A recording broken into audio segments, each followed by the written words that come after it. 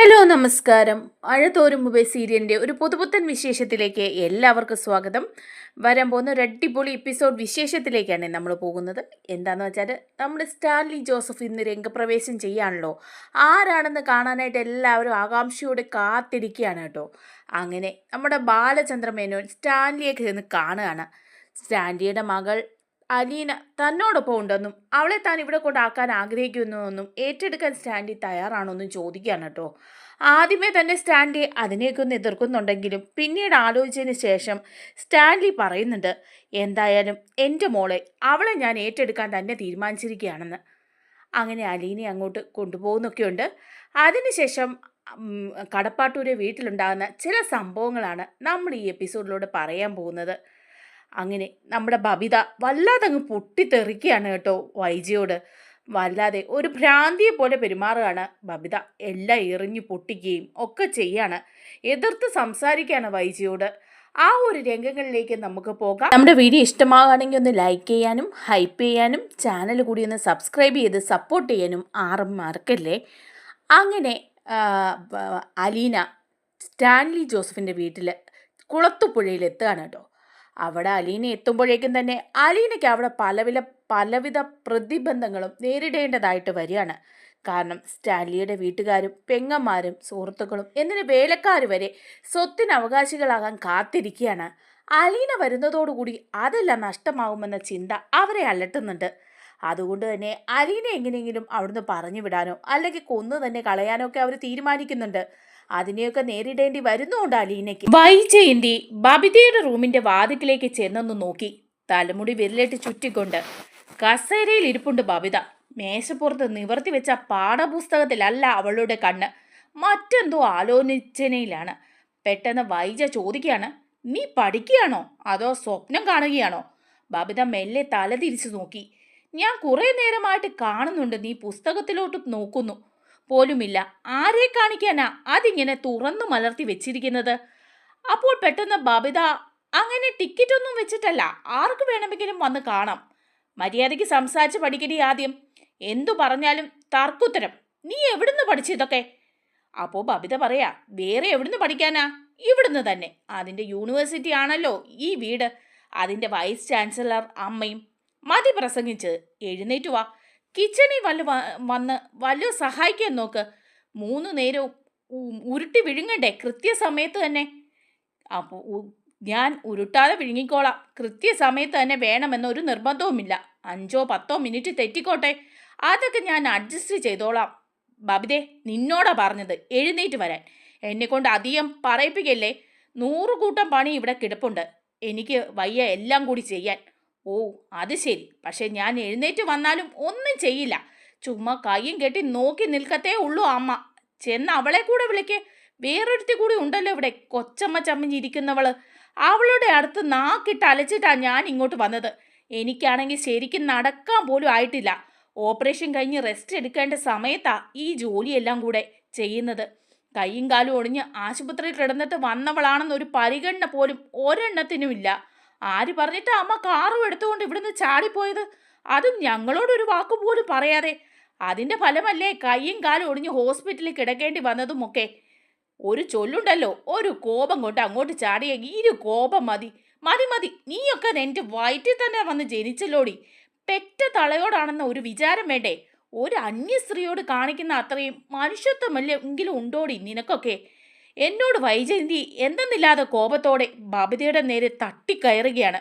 കുറച്ചു കഴിഞ്ഞപ്പോൾ ബബിതയ്ക്ക് ദേഷ്യം വന്നു. കസേരയിൽ നിന്ന് ചാടി എഴുന്നേറ്റിട്ട് അവൾ തിരിച്ചു പറയാൻ തുടങ്ങി, അതെ, ഈ മനുഷ്യത്വം എന്ന് പറയുന്ന സാധനം ഉണ്ടല്ലോ, അത് മാർക്കറ്റിൽ നിന്ന് വാങ്ങാൻ കിട്ടുന്ന ചരക്കല്ല. ഈ പറയുന്ന തന്തയും തളയും ഒക്കെ ചേർന്ന് അവരുടെ മക്കളുടെ മനസ്സിൽ കുഞ്ഞുനാൾ മുതലേ വിത്ത് പാകി മുളപ്പിച്ച് വളർത്തിക്കൊണ്ട് വരേണ്ട സാധനമാ. എന്നാലേ ആവശ്യം വരുമ്പോൾ അതിൽ നിന്ന് വല്ലതും അങ്ങോട്ട് പറിച്ചെടുക്കാൻ പറ്റും. ഓ ശരി ശരി, എന്നാലേ തിന്നാ പാകമാവുമ്പോൾ കൊച്ചമ്മമാരെല്ലാം കൂടി ഊണുമുറിയിലോട്ട് അങ്ങോട്ട് വന്നേക്ക്. ഞാൻ അമ്മിക്കല്ല് പുഴുങ്ങി അവിടെ വെക്കുന്നുണ്ട്. വൈദ്യ ദേഷ്യത്തിൽ പിന്തിരിഞ്ഞ് നടക്കുകയാണ്. വീടാകെ അലങ്കോലപ്പെട്ട് കിടക്കുന്നു. 2 ദിവസത്തെ അവധി ചോദിച്ച് വീട്ടിൽ പോയ ഹോം നേഴ്സ് 3 ദിവസം കഴിഞ്ഞിട്ടും തിരിച്ചെത്തിയിട്ടില്ല. അതിനാൽ വീട്ടിലെ എല്ലാ ജോലികളും വൈജയന്തി തന്നെയാണ് ചെയ്യേണ്ടി വരുന്നത്. ഇന്നലെ കൃഷ്ണജിയോട് മുറ്റം തൂക്കാൻ പറഞ്ഞിട്ട് അവൾ ചെയ്തില്ല. സ്റ്റഡി ലീവാണ്, പഠിക്കാനുണ്ടെന്ന് പറഞ്ഞവൾ മുറിയിൽ കയറി വാതിലടിച്ചു. മുറ്റമടിച്ചിട്ട് 2 ദിവസമായി. വീടിന്റെ ഉൾത്തടങ്ങൾ ഇന്നലെ മുതൽ തൂത്തു തുടച്ചിട്ടില്ല. മുഷിഞ്ഞ വസ്ത്രങ്ങൾ അലക്കിയിട്ടില്ല. ഭക്ഷണം ഉണ്ടാക്കിയ പാത്രങ്ങൾ വൃത്തിയാക്കിയിട്ടില്ല. വൈജയന്തി ഇതുവരെ ഇങ്ങനെ വൃത്തിഹീനമായ ഒരു പരിതസ്ഥിതിയിൽ ജീവിച്ചിട്ടേയില്ല. മക്കളോടും 3 പേരോടും സഹായത്തിന് അഭ്യർത്ഥിച്ചെങ്കിലും അവരാരും സഹായിക്കാൻ വന്നിട്ടുമില്ല. പക്ഷെ തോറ്റുകൊടുക്കാൻ വൈജയന്തി തയ്യാറല്ല. കാരണം തോൽവി എന്നൊരു വാക്ക് വൈജയന്തിയുടെ നിഘണ്ടുവിൽ ഇല്ല. അടുത്ത ആഴ്ച മുതൽ കോളേജിൽ പോയി തുടങ്ങാമെന്നാണ് വൈജയന്തിയുടെ കണക്കുകൂട്ടൽ. സമ്മർ വെക്കേഷൻ തുടങ്ങുന്നതിന് മുമ്പ് ഹാജർ വെക്കണം. ഇല്ലെങ്കിൽ വെക്കേഷൻ സാലറി കിട്ടാതെ പോയേക്കാം. വൈജയന്തിക്ക് ഇപ്പോൾ വൈകല്യമുണ്ടെന്ന് തോന്നാത്ത വിധം നടക്കുവാനും കഴിയുന്നുണ്ട്. ഉച്ചയൂണിൻ്റെ സമയമായപ്പോഴേക്കും വൈജയന്തി ചോറും കറിയും ഉണ്ടാക്കി. രോഹിത്തിനെ ഹോട്ടലിൽ പറഞ്ഞയച്ച് മീൻ കറി കൂടി വാങ്ങിപ്പിച്ചു. ഊണ് വിളമ്പിക്കൊണ്ടിരിക്കുക വൈജയന്തി ആരോടൊന്നില്ലാതെ പറയുകയാണ്, ഇന്നും കൂടി ഞാൻ ഇങ്ങനെയൊക്കെ തരും. നാളെ മുതൽ അവരവർ വേണമെങ്കിൽ വെച്ച് കഴിച്ചോണം. അപ്പോൾ രോഹിത്ത്, അതെന്താ അങ്ങനെ? എനിക്ക് വയ്യ, അത്ര തന്നെ. ഈ ഇല എടുത്ത് മറച്ചു വെക്കാൻ കഴിയില്ല ഒരൊറ്റ എണ്ണത്തിന്. നാളെ മുതൽ അവരവരുടെ ഡ്രസ്സ് അവരവർ തന്നെ വാഷ് ചെയ്ത് അയൺ ചെയ്തോണം. അതുപോലെ തന്നെ മുറ്റവും മുറിയും എല്ലാം തനിയെ ക്ലീൻ ചെയ്യണം. ഈ അമ്മ എന്ന് പറയുന്ന സാധനം മക്കളുടെ വേലക്കാരിയല്ല. അതെല്ലാവരും മനസ്സിലാക്കിയാൽ അത്രയും നല്ലത്. അത് കേട്ടപ്പോഴേക്കും മൂക്കത്ത് വിരൽ വെച്ചുകൊണ്ട് രോഹിത് ചോദിക്കുകയാണ്, നാണമാകുന്നില്ലേ അമ്മയ്ക്ക് ഞങ്ങളുടെ മുഖത്ത് നോക്കി ഇങ്ങനെയൊക്കെ പറയാൻ? അമ്മ വന്നപ്പോൾ ഈ വീട്ടിലെ ജോലികളെല്ലാം ഞങ്ങൾ 3 പേരും കൂടി കൃത്യമായിട്ട് ചെയ്തുകൊണ്ടിരുന്നതല്ലേ? ആരാ അതൊക്കെ നിർത്തലാക്കിയത്? മുറ്റമടിക്കുന്നതും ഡ്രസ് വാഷ് ചെയ്യുന്നതും വീട് തൂത്തു തുടയ്ക്കുന്നതും പ്ലേറ്റ് കഴുകുന്നതും ഭക്ഷണം ഉണ്ടാക്കുന്നതും എല്ലാം അമ്മ തന്നെയല്ലേ വിലക്കിയത്? ആ, നിങ്ങൾക്ക് പഠിക്കാൻ അത്രയും കൂടി സമയം കിട്ടട്ടെ എന്ന് കരുതിയാണ് ഞാൻ അങ്ങനെയൊക്കെ ചെയ്തത്. മാത്രവുമല്ല ഇവിടെ ഒരു ജോലിക്കാരി ഉണ്ടല്ലോ എന്നും വിചാരിച്ചു. പെട്ടെന്ന് ബബിത എടുത്തടിച്ചതുപോലെ ചോദിക്കുകയാണ്, മുഖത്ത് നോക്കി തന്നെ അമ്മ ഇങ്ങനെ കള്ളം പറയല്ലേ? അമ്മേ, അലീല ചേച്ചിയോടുള്ള ദേഷ്യം തീർക്കാൻ വേണ്ടിയായിരുന്നു അതെല്ലാം എന്ന് ഞങ്ങൾക്കെല്ലാം അപ്പോഴേ മനസ്സിലായതാ. പിന്നെ അമ്മയെ ശുശ്രൂഷിക്കാൻ നിന്ന ഹോം നേഴ്സിനും ഓരോ ഐറ്റത്തിനും പ്രത്യേകം പേയ്മെൻറ്റ് കൊടുത്താണ് അമ്മ ഓരോ ജോലിയും ചെയ്യിപ്പിച്ചതെന്നും ഞങ്ങൾക്കറിയാം.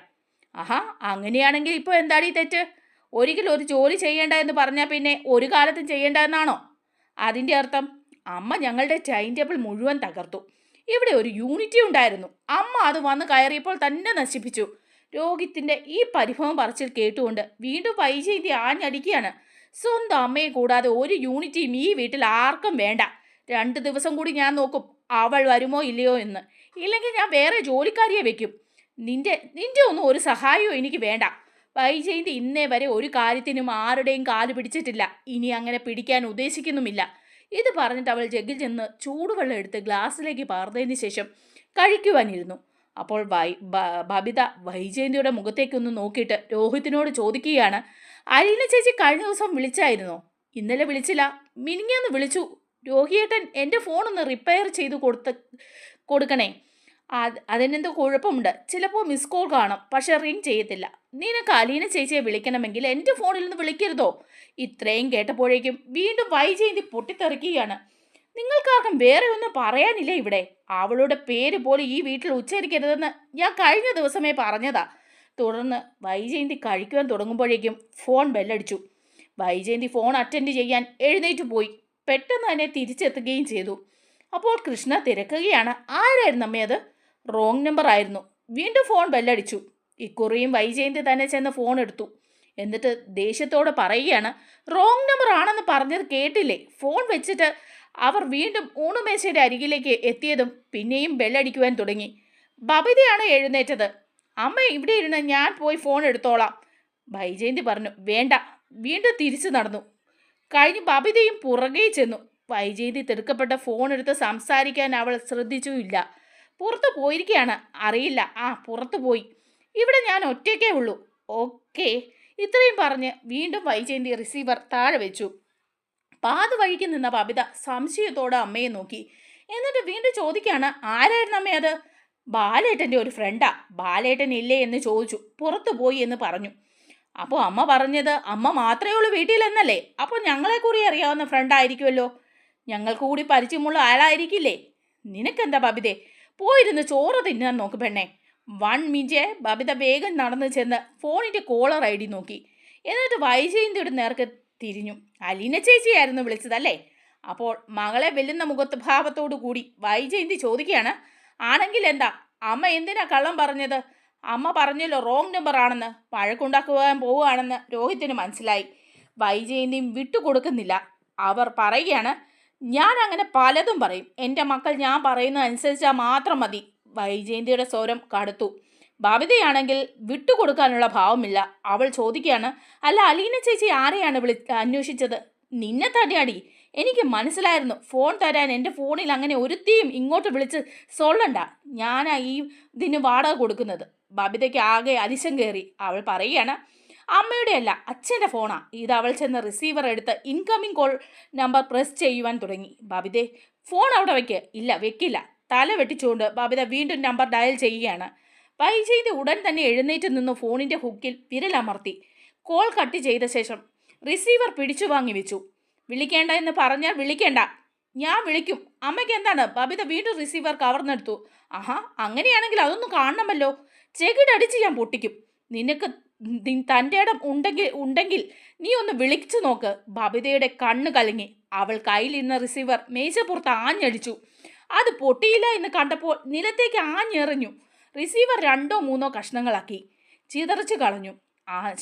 ഇതിന് ശേഷം ആ നിമിഷം തന്നെ വൈജയന്തി കൈ വലിച്ച് ബബിതയുടെ കവളത്ത് തന്നെ ഒരൊറ്റ പൊട്ടിയിട്ട് നൽകി. ബബിത ഉടനെ ഫോണിൻ്റെ ടേബിൾ സെറ്റും കൂടി എടുത്ത് നിലത്തടിച്ച ശേഷം പറയുകയാണ്, ആരെയും വിളിക്കാൻ പറ്റില്ലെങ്കിൽ പിന്നെ എന്തിനാ ഈ കുന്തം ഇവിടെ വെച്ചിരിക്കുന്നത്? വേണ്ട, ഇനി ഈ വീട്ടിൽ ഈ സാധനം ആവശ്യമില്ല. ഇത്രയും പറഞ്ഞിട്ട് അവൾ ആ ടേബിൾ സെറ്റ് കുനിഞ്ഞങ്ങ് ഭിത്തിയിലേക്ക് വീണ്ടും എടുത്ത് നിലത്താഞ്ഞു. എന്നിട്ട് ടെലിഫോൺ പൊട്ടിയമർന്ന പല കഷ്ണങ്ങളായി. എന്നിട്ട് കലി അടങ്ങാതെ അവൾ പൊട്ടിയ കഷ്ണങ്ങൾ പെറുക്കി വീണ്ടും തലങ്ങും വിലങ്ങും എറിഞ്ഞുകൊണ്ടിരുന്നു. ഒടുവിൽ വൈജയന്തിയുടെ മുൻപിലേക്ക് നീങ്ങി നിന്നു കൊടുത്തു. പറയുകയാണ്, അടിക്ക്. എന്താ അടിക്കാത്തത്? അടിക്കാനല്ലേ പറഞ്ഞത്? ഈ സമയത്ത് മുറ്റത്ത് കാറിൻ്റെ ഇരമ്പൽ കേട്ടു. അച്ഛൻ വന്നെന്ന് രോഹിത്തിന് മനസ്സിലായി. അവൻ എഴുന്നേറ്റ് ബബിതയുടെ സമീപം ചെന്നു. പിന്നാലെ കൃഷ്ണജിയും എത്തി. ബബിത രോഹിത് അവളുടെ തോളിൽ പിടിച്ച് സമാധാനിപ്പിക്കുവാൻ ശ്രമിച്ചു. വേണ്ട രോഹിത. പെട്ടെന്ന് ബബിത രോഹിത്തിൻ്റെ കൈ തട്ടി മാറ്റിയിട്ട് കുതറി മാറി. അവളുടെ താടിയും ചുണ്ടുകളും ആ സമയത്ത് വിറകൊള്ളുന്നുണ്ടായിരുന്നു. ബാലചന്ദ്രമേനോൻ അകത്തേക്ക് കയറി വന്നു. ഇരുപ്പുമുറിയിലെ രംഗം കണ്ടിട്ട് അയാൾ ഒരു നിമിഷം അമ്പരന്ന് നിന്നു. എന്നിട്ട് ചോദിക്കുകയാണ്, എന്താ രോഹിത്തെ ഇത്? ഒന്നുമില്ല അച്ഛ.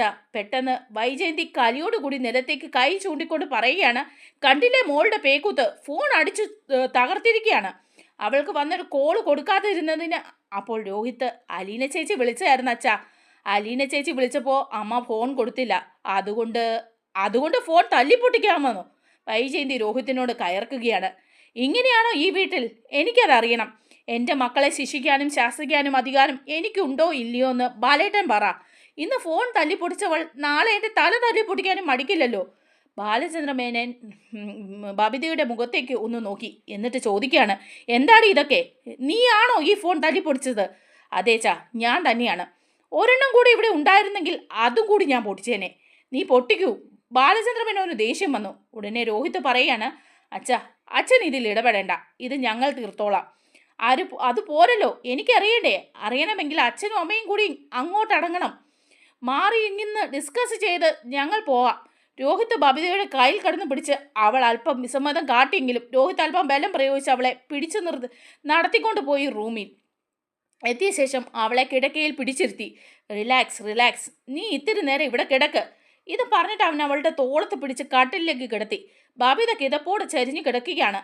അനിയന്ത്രിതമായി പൊട്ടിത്തെറിക്കലിന് ശേഷം അവൾ ശാരീരികമായും മാനസികമായും ക്ഷീണിതയായിരിക്കുമെന്നും അത്തരം സന്ദർഭങ്ങളിൽ അവളോട് എങ്ങനെ പെരുമാറണമെന്നും അലീന അവന് പറഞ്ഞു കൊടുത്തിരിക്കുകയായിരുന്നു.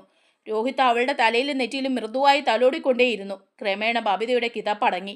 അലീന ചേച്ചിയോട് സംസാരിക്കണം. നിനക്ക് ഞാൻ വിളിച്ചു തരാം. വേണ്ട രോഹിയേട്ടാ. അല്ലെങ്കിൽ നീ തന്നെ വിളിച്ചോ. ഇതാ ഫോൺ, ഞാൻ തന്നേക്കാം. അവൻ പോക്കറ്റിൽ നിന്നും സെൽഫോൺ എടുത്ത് നീട്ടി. എന്നിട്ട് വേണ്ട, അവൾ കൈ തട്ടി മാറ്റി. ഓക്കെ, വേണ്ടെങ്കിൽ വേണ്ട. രോഹിത് എഴുന്നേറ്റ് പോയി. ഒരു മഗ്ഗിൽ വെള്ളം പിടിച്ചുകൊണ്ടുവന്ന് അവളുടെ വലത് കൈ പിടിച്ച് അതിൽ മുക്കി കഴുകി മഗ്ഗുമായി അവൻ തിരിച്ചു പോയി. ഈ ദിവസം മുഴുവനും അവൾ വിഷാദാവസ്ഥയിലായിരിക്കുമെന്ന് അവന് മനസ്സിലായി. വൈകുന്നേരം 4 മണിയോടെ മണിശങ്കർ എത്തിച്ചേർന്നപ്പോൾ കുടുംബാന്തരീക്ഷം അല്പം ഊഷ്മളമായി. മണിശങ്കർ എല്ലാവരുടെയും അടുത്ത് ചെന്ന് ക്ഷേമാന്വേഷണം നടത്തി. വൈജയന്തിയോട് ചോദിച്ചു, ഈ വീടിന് എന്തു പറ്റി ആൻറ്റി? ഇത്രയും വീട് വൃത്തികേടായിട്ട് ഈ വീട് ഇതുവരെയും കിടക്കുന്നത് ഞാൻ കണ്ടിട്ടില്ലല്ലോ. അത് പിന്നെ ജോലിക്കാരി ഇവിടെ ഇല്ല, ഹോം നേഴ്സ് വീട്ടിൽ പോയിട്ട് ഇതുവരെ തിരിച്ചെത്തിയിട്ടില്ല. അല്ല, മുമ്പ് വന്നപ്പോഴൊക്കെ എന്തൊരു നീറ്റ്നെസ് ആയിരുന്നു, വേണ്ടാത്ത ഒരു സാധനം ഒരിടത്തും കാണാറില്ലായിരുന്നു. നല്ല പ്രകാശമുള്ള ഒരു വീട്ടിലേക്ക് കടന്നു വരുന്നത് പോലെയായിരുന്നു ഇങ്ങോട്ട് എത്തുമ്പോൾ. പെട്ടെന്ന് വൈജയന്തി അർത്ഥം വെച്ചുകൊണ്ട് പറയുകയാണ്, ഇവിടെ ഉണ്ടായിരുന്ന വെളിച്ചം അങ്ങ് പോയില്ലേ, അവൾ ഇവിടെ എല്ലാവർക്കും പ്രകാശമായിരുന്നു എന്ന്. ഞാൻ അറിഞ്ഞു ആൻറ്റി കളിയാക്കിയതാണെന്ന് എനിക്ക് മനസ്സിലായി. പക്ഷേ ആൻറ്റി പറഞ്ഞത് സത്യമാണ്. അലീന ഉള്ളവർക്ക് ഒരു പ്രകാശം തന്നെയായിരുന്നു. ആൻറ്റി അത് മാറ്റിക്കളഞ്ഞു. അതുകൊണ്ടുണ്ടായ ഇരുട്ട് ഇവിടെ കാണാനുമുണ്ട്. ഇരുട്ട് ഈ വീട്ടിലല്ല മനു, നിന്റെ വീട്ടിലെങ്ങും അല്ലല്ലോ. അത് ഞങ്ങളങ്ങ് സഹിച്ചു. Okay aunty, okay. ആൻറ്റിയോട് വഴക്കിന് ഞാനില്ല. തുടർന്ന് മുറിയിൽ നിന്നും ഇറങ്ങിപ്പോയ മനുശങ്കർ രോഹിത്തിനെ കണ്ട് സംസാരിച്ചു. അലീനെ വിളിക്കാറുണ്ടോ? നിന്നെ മിക്ക ദിവസവും വിളിക്കാറുണ്ട്. അവൾക്ക് അവിടെ സുഖമാണോടാ? രോഹിത്ത് മനുവിനെ ഒന്ന് പാളി നോക്കിയിട്ട് ചോദിക്കുകയാണ്. ഓഹോ, മനുവേട്ടൻ്റെ ചോദ്യം കേട്ടാൽ ഒന്നും അറിയില്ലാത്തതുപോലെയാണല്ലോ. എടാ, നീ വിചാരിക്കുന്നത് പോലെ അവൾ എന്നെ പതിവായിട്ടൊന്നും വിളിക്കാറില്ല. വല്ലപ്പോഴും 1-2 മിനിറ്റ് അങ്ങനെയാണെങ്കിൽ മനുവേട്ടൻ അങ്ങോട്ടങ്ങ് വിളിച്ചുകൂടെ? എന്താ, നമ്മൾ ആണുങ്ങളല്ലേടാ, അങ്ങോട്ട് കൂടെ വിളിച്ചാൽ നമുക്കൊരു വില ഉണ്ടാവുമോ? ഉടനെ രോഹിത് ചോദിക്കുകയാണ്. മനുവേട്ടൻ അറിയോ അലീന ചേച്ചി ശരിക്കും എവിടെയാണെന്ന്? മനുശങ്കർ പെട്ടെന്ന് അപകടം മണത്തു. എങ്കിലും അവൻ പറയുകയാണ്, കുളത്തുപുഴയിൽ. കുളത്തുപുഴയിലാണെന്നറിയാം. കുളത്തുപുഴയിൽ എവിടെയാണെന്നാ ഞാൻ ചോദിച്ചത്. അതേക്കുറിച്ച് എനിക്കൊരു പിടിയില്ല. മനുവേട്ടൻ ഇതുവരെ ചോദിച്ചിട്ടില്ലേ? നിനക്ക് ചോദിക്കാമായിരുന്നില്ലേ? ഞാൻ ചോദിച്ചപ്പോൾ ടെലിഫോൺ ഓപ്പറേറ്റർ ആണെന്നോ റബ്ബർ കമ്പനിയിലാണെന്നോ അങ്ങനെ എന്തൊക്കെയോ പറഞ്ഞു. നമുക്കറിയാലോ അലീന ചേച്ചിക്ക് കള്ളം പറയാൻ അറിഞ്ഞുകൂടെന്ന്. എനിക്ക് തോന്നി അവൾ പറഞ്ഞത് കള്ളമാണെന്ന്. നിനക്ക് അങ്കിളിനോട് ചോദിച്ചുകൂടായിരുന്നോ? ചോദിക്കണം. മനുവേട്ടനോട് ചോദിച്ചിട്ടാകാമെന്ന് കരുതിയിരിക്കുകയായിരുന്നു. എന്തൊക്കെയോ കള്ളത്തരങ്ങളുണ്ട് മനുവേട്ടാ. അലീന ചേച്ചി എന്തിനാ ജോലി ചെയ്യുന്നിടത്തെ അഡ്രസ്സ് മറച്ചു വെക്കുന്നത്? അതിൻ്റെ ആവശ്യമില്ലല്ലോ. അച്ഛനും അത് മറച്ചു വെക്കേണ്ട ആവശ്യമില്ല. പിന്നെ അലീന ചേച്ചി എന്തെങ്കിലും ഒളിച്ചു വെച്ചിട്ടുണ്ടെങ്കിൽ മറ്റൊരു മുഖം കാണിക്കുന്ന പ്രകൃതക്കാരിയാണെന്ന് എനിക്ക് തോന്നിയിട്ടുമില്ല. എടാ, അതൊരു പക്ഷേ അവളുടെ സുരക്ഷയ്ക്ക് വേണ്ടിയാണെങ്കിലോ, ആരും അങ്ങോട്ട് ചെന്ന് ശല്യപ്പെടുത്താതിരിക്കാൻ വേണ്ടിയാണെങ്കിലോ? VIP ഒന്നും അല്ലല്ലോ മനുവേട്ടാ. ബ്ലാക്ക് ക്യാറ്റിൻ്റെ ക്യാബിനിൽ കഴിയാൻ അലീന ചേച്ചി ഇവിടെ താമസിച്ചപ്പോൾ സംഭവിക്കുമായിരുന്നതിൻ്റെ 10-1 അപകടം പോലും മറ്റൊരു സ്ഥലത്ത് ഉണ്ടാകാൻ പോകുന്നില്ല. അവിടെ ആരും പോയി അങ്ങോട്ട് ഉപദ്രവിക്കില്ല. ഒളിവിൽ കഴിയേണ്ട യാതൊരു ആവശ്യവും അലീന ചേച്ചിക്കില്ല. ആ വാക്കുകൾക്ക് മറുപടി ഇല്ലായിരുന്നു മനുശങ്കറിന്. രോഹിത് ബുദ്ധിമാനാണെന്ന് അവന് നന്നായിട്ടറിയാം. അവനെ കബളിപ്പിക്കാൻ പറ്റില്ല. നീ സമാധാനപ്പെടാം, നമുക്ക് അന്വേഷിച്ച് കണ്ടുപിടിക്കാടാ. അതൊക്കെ പോട്ടെ, ഇവിടുത്തെ വിശേഷങ്ങൾ എന്തൊക്കെയാണ്? പറ, ബബിതയ്ക്ക് എന്താ പ്രോബ്ലം? അവള് എന്നെ കണ്ടിട്ട് മൈൻഡ് ചെയ്തു പോലുമില്ല.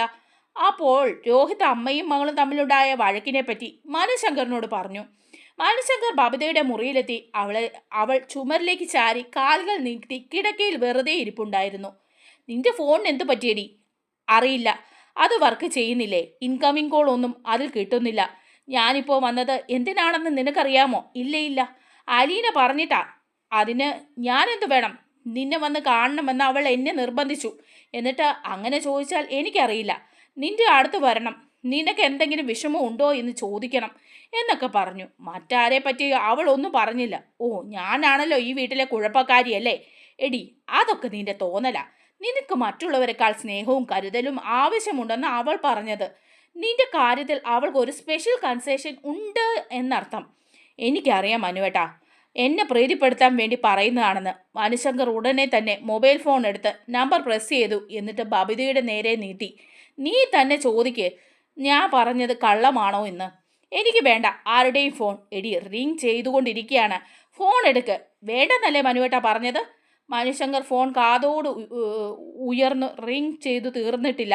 നിമിഷങ്ങൾക്കുള്ളിൽ അലീനയുടെ ശബ്ദം കേട്ടു. ഹലോ മനുവേട്ട. അലീന, ഞാനിപ്പോൾ കടപ്പാട്ടൂരാണ്. ഞാൻ ഒരാൾക്ക് ഫോൺ കൊടുക്കാം. ബബിതയോടാണോ? നിനക്ക് എങ്ങനെ മനസ്സിലായി? അവളാണെങ്കിൽ ലോകത്തിലെ സകല മനുഷ്യരോടും പിണങ്ങിയിരിക്കുകയാണ്. അപ്പോൾ അലീന പറഞ്ഞു, ഞാൻ ഹോൾഡ് ചെയ്യണോ മനുവേട്ട? മനുശങ്കർ പറഞ്ഞു, വേണ്ടെന്ന അർത്ഥത്തിൽ തല ചിരിച്ചു. എന്നിട്ട് ബബിതയോട്, ഇത് പിടിക്ക്, ചുമ്മാ കൊഞ്ചല്ലേ, വയസ്സ് 18 ആയി, ഇപ്പോഴും കുഞ്ഞുമായിട്ട് നടക്കുക. അപ്പോഴേക്കും ബബിത ഫോൺ വാങ്ങി ഗൗരവത്തോടെ ഒരു ഹലോ എന്ന് സ്നേഹലോലമായ വിളിവെച്ച് കേട്ടതും ബബിതയുടെ കണ്ണുകൾ നിറഞ്ഞു. അവൾ ഫോണുമായി കട്ടിൽ നിന്നും എഴുന്നേറ്റു. അത് കണ്ട് മനുശങ്കർ പറഞ്ഞു, അവിടെ ഇന്ന് സംസാരിച്ചോടി, ഞാൻ അങ്കിളിനെ കണ്ട് വരാം. മനുശങ്കർ എഴുന്നേറ്റ് അവിടെ നിന്ന് പുറത്തേക്ക് പോയി. അങ്ങനെ അലീന ബബിതയെ ഉപദേശിച്ചു കൊണ്ടിരിക്കുകയാണ് കേട്ടോ. ബബിതയുടെ മനസ്സിലെ വിഷമങ്ങൾ മാറ്റാനുള്ള കാര്യങ്ങളൊക്കെ അലീന ഫോണിലൂടെ പറഞ്ഞു കൊടുക്കുന്നുണ്ട്. നമ്മുടെ വീഡിയോ ഇഷ്ടമായെങ്കിൽ ഒന്ന് ലൈക്ക് ചെയ്യണേ, ഹൈപ്പ് ചെയ്യണേ, ചാനൽ കൂടി ഒന്ന് സബ്സ്ക്രൈബ് ചെയ്ത് സപ്പോർട്ട് ചെയ്യണേ. താങ്ക്